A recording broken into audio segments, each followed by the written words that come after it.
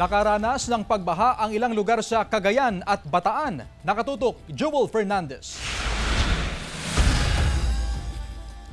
Malakas na ulan ang naranasan sa ilang lugar sa Camalaniugan, Cagayan dahil sa trough ng low pressure area. Apektado ng pagbaha ang ilang paaralan. Nakaranas naman ng malakas na pag-ulan kahapon ang ilang bahagi ng Orion, Bataan. Sa kuha ni News Cooper Joy Santos, kita ang pagbaha sa bahaging ito ng National Highway ng Orion bandang alas 12 ng tanghali. Perwisyo umano ito lalo sa mga delivery rider dahil bukod sa matagalang biyahe, apektado rin ang kanilang kita. Ayon sa Pag-asa, habagat ang nagpapaulan sa Bataan. Sa Ilocos Norte, nababahala ang mga guro at mag-aaral ng Pagudpud National High School dahil unti-unting natitibag ang lupang kinatitirikan ng kanilang gusali.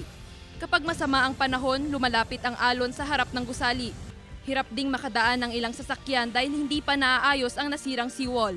Nakaraang taon pa ito nang masira dahil sa mga nagdaang bagyo. Ayon sa Pagudpud MDRRMO, may nakahanda naman daw na lilipatan ang mga estudyante kung sakaling lumala ang sitwasyon. Ongoing naman po yung construction ng seawall.